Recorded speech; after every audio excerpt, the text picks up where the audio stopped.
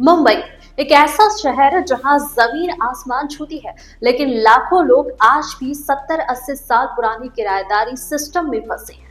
पगड़ी सिस्टम, वही सिस्टम जिसे लेकर आज महाराष्ट्र सरकार ने विधानसभा में बड़ा फैसला लिया है।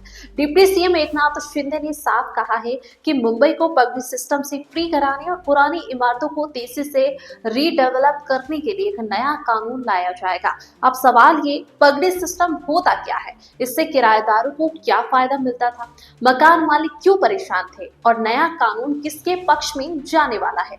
आइए पूरी कहानी समझते हैं। तो आइए सबसे पहले समझते हैं आखिर पगड़ी सिस्टम है क्या।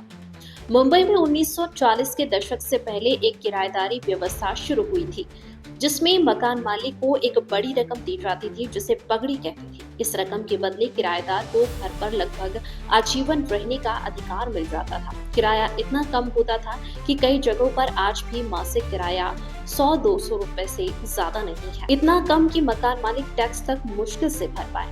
कई मामलों में किराएदार को मकान के मालिकाना हक में थोड़ी बहुत हिस्सेदारी भी मिल जाती थी, लेकिन वह आधिकारिक मालिक नहीं बनता। साथ ही उसे यह अधिकार भी रहता कि वह घर को किसी तीसरे व्यक्ति को बेचकर भारी रकम ले और उस रकम का हिस्सा मकान मालिक के साथ बांटना होता है। यानी किराएदार भी मोर्चे पर और मकान मालिक भी दोनों बंधे हुए। अब सवाल उठता है कि फिर दिक्कत क्या हुई। सबसे बड़ी समस्या पुरानी, जर्जर और खतरनाक इमारतें। किराया इतना कम कि मकान मालिक मरम्मत करा ही नहीं सकते। परिणाम, न रखरखाव न सुरक्षा।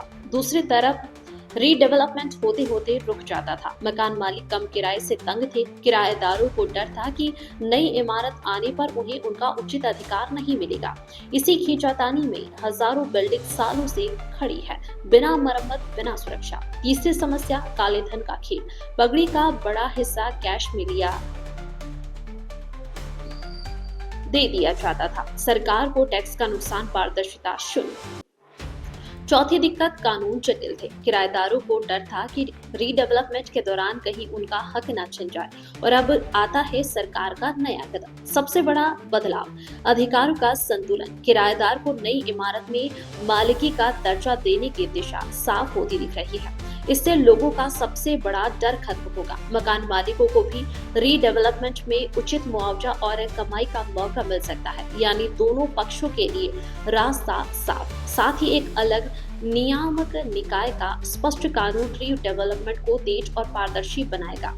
अदालतों में लंबित हजारों केस तेजी से निपट सकेंगे और इसका बड़ा आर्थिक असर मुंबई में लाखों पगड़ी इमारतें नए मॉडर्न फ्लैट्स में बदलेगी। इससे शहर का हाउसिंग संकट काफी हद तक कम होगा और रियल एस्टेट सेक्टर को नई जान मिलेगी। तो नया कानून किसके पक्ष में जाएगा? किराएदार को सुरक्षा, मकान मालिक को मुनाफा, या दोनों के लिए जीत की स्थिति बनेगी? आने वाले दिनों में तस्वीर पूरी तरह साफ होगी, लेकिन इतना तय है, मुंबई का पुराना पगड़ी सिस्टम अब अपने आखिरी दौर में प्रवेश कर चुका है। अगर आप मुंबई में रहते हैं या रियल एस्टेट से जुड़े मुद्दों को करीब से समझना चाहते हैं तो हमारा चैनल खबर 24 एक्सप्रेस जरूर सब्सक्राइब करें। बेल आइकन दबाएं ताकि ऐसी हर बड़ी खबर आप तक सबसे पहले